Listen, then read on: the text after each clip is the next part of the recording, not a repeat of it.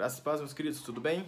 Dando continuidade ao estudo de 2 Coríntios, nós estamos agora no capítulo 13, o último capítulo dessa segunda carta. É a última carta de Paulo também, que nós conhecemos para a cidade de Corinto, para a igreja de Corinto. A carta ela começa dizendo que é a terceira vez que Paulo vai ter com eles, né? Paulo esteve a primeira vez ali para implantar a igreja, esteve uma segunda vez. Era para ele ter ido já uma terceira vez, é o que ele diz ali no começo da segunda carta de a igreja de Corinto, né? Ele vai explicando o motivo dele não ter ido ainda. E ele repete aquilo que ele disse ali no versículo 10 do capítulo 12. Olha, é a terceira vez que eu vou ter com vocês aí, né? E aí Paulo, ele faz a seguinte colocação: por boca de 2 ou 3 testemunhas toda a questão será decidida. Na parte B desse mesmo versículo ele diz isso, ó, por boca de 2 ou 3 testemunhas toda a questão será decidida. Que questões são essas? Eu acredito que Paulo estava falando a respeito daquilo que ele disse no capítulo 12, versículo 20 e 21, dos pecados que supostamente estavam acontecendo ali, que Paulo imaginava estar acontecendo naquela igreja. Então ele está dizendo assim, olha, nós vamos resolver essas questões, mas vai precisar de testemunha para isso, né? Porque senão vai parecer que Paulo é autoritário, ele está combatendo pessoas que o combatem. Por exemplo, alguém chega lá e fala assim, Paulo é um mentiroso. E esse cara, alguém chega e acusa esse cara que ele traiu a esposa, vamos dizer assim. E aí Paulo, não, condena ele, porque traiu a esposa. Mas talvez poderia parecer que Paulo estava se vingando desse homem que falava que ele era mentiroso. Então, para que isso não ocorresse, ele evoca então Deuteronômio 19:15. Deuteronômio 19:15 diz que é dessa forma que se deve resolver as questões, com 2 ou 3 testemunhas. Mateus, o capítulo 18, versículo 15 e 16 também vai dizer a mesma coisa. Olha, se um irmão pecar contra ti, exorta-o, né? Chama ele em particular ali, conversa com ele. Se ele não te ouvir, você chama 2 ou 3 testemunhas, né? Se ele ainda não te ouvir, você abre para a igreja. Se ele ainda não te ouvir, considera ele um gentil publicano. Então, Paulo está seguindo as escrituras para tomar decisões a respeito de questões que envolviam a igreja de Corinto, de pecados que estavam ocorrendo ali, ou supostamente estavam ocorrendo naquela igreja. Amém? Versículo 2, versículo 3, diz o seguinte, versículo 2. E todos os irmãos, meus companheiros... Tô lendo Gálatas 1. Versículo 2. Já o disse anteriormente, torna a dizer, como fiz quando estive presente pela segunda vez, mas agora estando ausente, o digo aos que outrora pecaram e a todos os mais que se outra vez for, não os pouparei. Então Paulo está dizendo o seguinte, olha, eu já avisei vocês a segunda vez que eu fui. Se vocês continuarem pecando, a próxima vez que eu for aí, não vou poupar ninguém. Eu acredito que Paulo também está tentando mostrar ali toda a sua força, né? Porque houve uma acusação ali em 2 Coríntios capítulo 10, versículo 1, versículo 10, das pessoas dizerem que Paulo era fraco diante das pessoas ali. Quando ele estava presente, ele era bonzinho, mas de longe ele ficava mandando cartas ásperas, severas, ficava condenando as pessoas. Mas quando estava do nosso lado ali, ele era um, tipo assim, um bundão perto da gente, mas de longe ele é machão. É mais ou menos isso que o povo estava dizendo a respeito de Paulo. Então Paulo está dizendo assim, olha, eu já estive aí na segunda vez, corrigindo algumas situações aí, né? Já mandei cartas, se eu voltar aí e ainda permanecer esses pecados, eu não vou poupar mais. Cansei dessa situação. E dessa forma também Paulo estava demonstrando, né? O versículo 3 diz o seguinte, posto que buscais prova de que em mim Cristo fala, o qual não é fraco para convosco.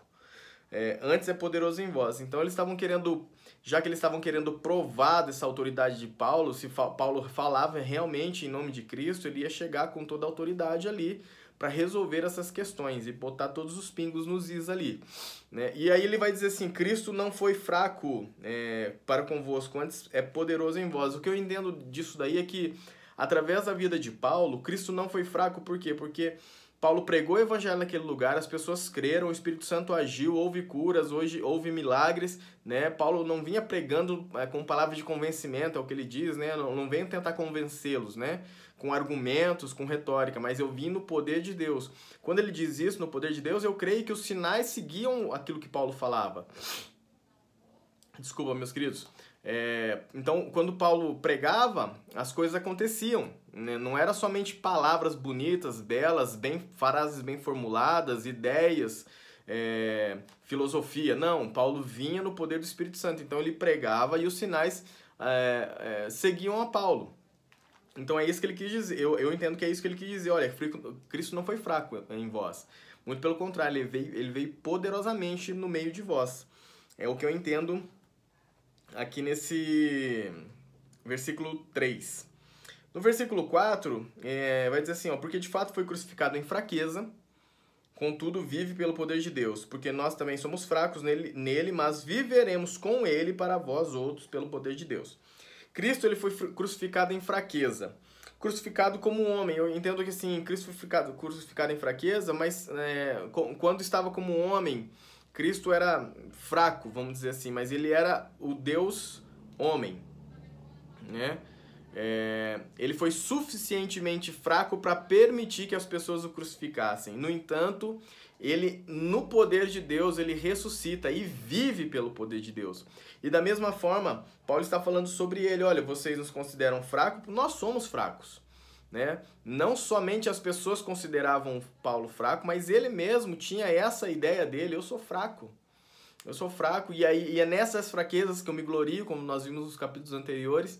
Por quê? Porque ele sabe que é nessa fraqueza que o poder de Deus se aperfeiçoa, é nessa fraqueza que ele se torna forte em Deus. Então, Paulo ele se considerava fraco e ele tinha até orgulho de ser fraco, porque vivendo com Deus, pelo poder de Deus, é que o Senhor operava no meio daquele povo, né? É o que ele diz ali, ó, mas viveremos com ele para vós, viveremos com Cristo para vocês, no poder de Deus, pelo poder de Deus. Então, pelo poder de Deus é que Paulo vivia com aquele povo lá. É isso que ele diz ali no versículo 4. Versículo 5, Paulo está ali respondendo, eu acredito que seja de uma forma bem áspera. Esse final de carta de Paulo, para mim é um final de carta assim, bem áspero, bem assim, difícil de engolir, né? Ele diz assim, olha, examinai-vos a vós mesmos, se realmente estáis na fé, provai-vos a vós mesmos, ou não reconheceis que Jesus Cristo está em vós, se não é que já estáis reprovados. O versículo 5, eu entendo assim, ó, os coríntios buscavam provar a Paulo o tempo todo. Paulo não é apóstolo. Não, Paulo, eu sou de Cefas, eu sou de Apolo, eu sou de Cristo. Paulo não. Então eles ficavam o tempo todo tentando achar alguma coisa para acusar Paulo, né? Que ele não era apóstolo, que ele não tinha caminhado com Cristo, diversas situações que eles tentavam acusar Paulo e rebaixar o ministério de Paulo, ou não dar créditos ao ministério de Paulo, né? Então Paulo vai falar assim, olha, gente, faz o seguinte, examine-se vocês mesmos, né? Provem vocês mesmos, né? Paulo exorta eles, ó, provem a si mesmo e verifique se vocês estão em Cristo, né? Ou Cristo não habita em vocês, ou vocês não habitam em Cristo e Cristo não habita em vocês. Se é isso que está acontecendo, vocês já estão reprovados. É isso que Paulo está dizendo ali no versículo 5. Se Cristo não habita em vocês, é porque vocês já estão reprovados. Mas mesmo reprovados, entendam que nós somos aprovados, que eu sou aprovado, né? Mesmo vocês sendo reprovados, eu quero que vocês enxerguem que eu sou aprovado. É mais ou menos isso que Paulo está querendo dizer. Olha, se não é que já estáis reprovados, no versículo 6, mas espero que reconheçais que não somos reprovados. Né? Mesmo que vocês estejam sendo reprovados pelas atitudes de vocês, pelos pecados de vocês, porque vocês não estão examinando a si mesmos, mas vocês estão querendo me provar, mesmo que Cristo não esteja em vocês, mas Ele está em mim. Então, eu não sou reprovado, eu sou aprovado em Cristo. É o que diz ali o versículo 6. Versículo 7 diz assim, ó, estamos orando a Deus para que não façais mal algum, não para que simplesmente pareçamos aprovados, mas para que façais o bem, embora sejamos tidos como reprovados. Paulo, ele ora para que eles não pratiquem o mal, para que eles pratiquem o bem, façam o que é correto. Por que Paulo orava para isso? Talvez as pessoas entendessem que Paulo pedia isso porque Paulo foi o primeiro a pregar o evangelho ali. Foi ele que difundiu o evangelho de Cristo ali em Corinto. Então, se eles fizessem o que era correto, Paulo seria aprovado pelas suas obras. Olha, Paulo que foi lá e falou do amor de Deus, foi Paulo que falou de Jesus Cristo. Então Paulo falou assim, olha, eu oro para que vocês não pratiquem o mal, não para que a gente seja aprovado, não para que as pessoas reconheçam o nosso bom trabalho realizado em Corinto. Não, mas é para que vocês façam o que é correto, né? E mesmo que as pessoas nos considerem reprovados, eu espero que vocês façam o que é correto. É isso que Paulo está dizendo ali no versículo 7. Para que eles fossem aprovados, mesmo que eles considerassem Paulo reprovado, não é o pensamento deles que vai alterar a identidade de Paulo, né? Então, essa é a oração de Paulo. Eu oro para que vocês não pratiquem o mal, não para que a nossa obra aí seja reconhecida como uma boa obra e as pessoas nos aprovem, né? Mas para que vocês façam o que é correto, para que vocês sejam aprovados, mesmo vocês nos condenando, mesmo vocês falando que a gente é reprovado, que eu, Paulo, os enviados, Tito, Timóteo, todos nós somos reprovados, não me interessa, se vocês estiverem sendo aprovados, eu já estarei satisfeito. Eu não me preocupo com o que vocês falam de mim. É mais ou menos isso que Paulo está dizendo ali no versículo 7. O versículo 8 diz o seguinte: porque nada podemos contra a verdade, senão em favor da própria verdade. Paulo busca a verdade, ele deseja a verdade e quer que a verdade seja reconhecida também ali em Corinto. Pois se ela for reconhecida e não combatida, né? Porque ele diz ali, ó, porque nada podemos contra a verdade, não se combate a verdade, senão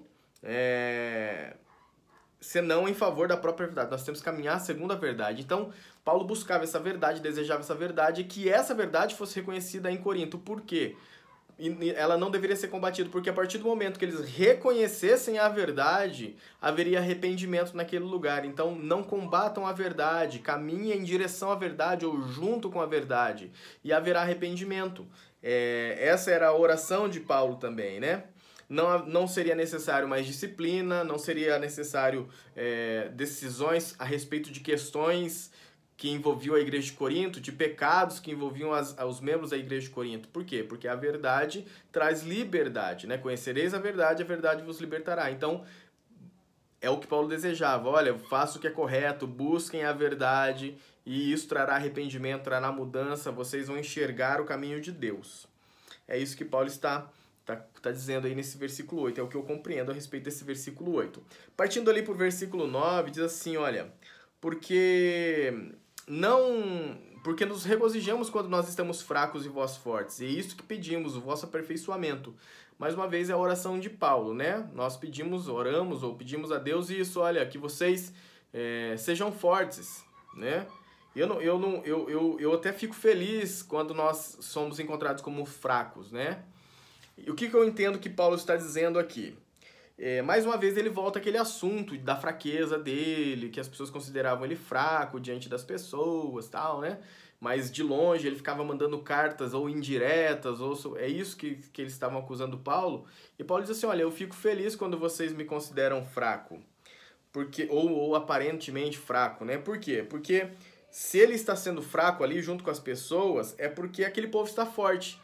Ou seja, Paulo ele não precisou demonstrar força em Corinto, ele não precisou demonstrar aspereza em Corinto. Por quê? Porque já houve mudança, já houve arrependimento, as pessoas mudaram, foram transformadas, suas atitudes não são mais as mesmas, os pecados já não estão permeando o seio da igreja. É isso que Paulo está dizendo. Então eu fico feliz quando eu sou considerado fraco, porque eu estou entendendo que vocês estão fortes. Não preciso mais corrigi-los nessas áreas. Por quê? Porque vocês já estão em Deus. Houve arrependimento, houve mudança. Essa é a minha oração, para que realmente nós sejamos considerados fracos. Porque se nós formos considerados fracos, não precisarmos chegar aí com rigor da nossa autoridade, com aspereza, ser severo nas decisões, é porque vocês estão sendo fortes em Deus. É isso que eu compreendo desse versículo número 9. O versículo de número 10 diz o seguinte: portanto, escreva essas coisas estando ausente, para que estando presente não venha a usar de rigor segundo a autoridade que o Senhor me conferiu para edificação e não para destruição. Então Paulo está dizendo o seguinte, olha, eu estou escrevendo a vocês dessa forma mais severa, mais áspera, porque longe de vocês, porque quando eu chegar aí eu não quero ser áspero com vocês, eu não quero ser severo com vocês, porque o chamado que Deus nos deu, o chamado apostólico que Deus me deu é para edificação e não para destruí-los. Ele repete, na verdade Paulo repete algo que está em 2 Coríntios 10, versículo 8. Se você for ler lá 10, versículo 8, você vai perceber que Paulo está dizendo que ele foi chamado para edificação e não para destruição. Então é isso que Paulo está dizendo. Olha, gente, eu estou escrevendo para vocês de forma mais áspera porque realmente eu não quero chegar aí e ter que brigar com vocês, chutar o pau da barraca e começar um rebuliço aí. Eu quero que vocês entendam de longe que vocês estão caminhando de forma errada e eu oro para que haja arrependimento, que vocês caminhem na verdade do nosso Senhor Jesus Cristo. Amém? Eu quero edificá-los. Meu ministério não é para destruir, mas para edificar, e eu quero edificá-los. Versículo 11, aí começa uma despedida de Paulo, né? Quanto ao mais, irmãos, adeus. Parece até um pouco mais assim, olha, quer saber então? Tá bom, então tchau. Parece um pouco mais seco, né? Essa versão aqui, a versão Ara, dá essa impressão de que Paulo está sendo seco. Olha, quanto ao mais, ó, irmãos, adeus. Aperfeiçoai-vos, consolai-vos e sede do mesmo parecer. Vivei em paz e o Deus de amor e de paz estará convosco. Só um parênteses aqui. A impressão que eu tenho é que, assim, olha, o Deus de amor e paz estará convosco é condicionado a uma vida cristã em comunidade, né? Ele quanto ao mais, meus queridos, a Deus, né? Então, vocês têm que aperfeiçoar uns aos outros, consolar uns aos outros, ajudar um ao outro, né? Seja do mesmo parecer. Vocês têm que viver em comunidade sendo cristãos aí. Então, o Deus de paz e o Deus de amor, o Deus de paz e o Deus de amor estará convosco. Então a impressão que eu tenho é que essa presença de Deus de amor e Deus de paz, ela é condicionada a essa vida cristã em comunidade. É só uma curiosidade aí, tá? Versículo 12, saudai-vos uns aos outros com o ósculo santo. O que seria esse ósculo santo? É um beijo no rosto, né? Eu tenho esse costume, às vezes, de beijar as pessoas no rosto. Homem, né? Não mulher, eu não beijo no rosto, mas homem eu beijo no rosto. E talvez possa parecer algo afeminado, mas não, é uma forma de carinho, né? Beijar o pai, ou a mãe, ou o amigo no rosto é uma forma de demonstrar carinho também.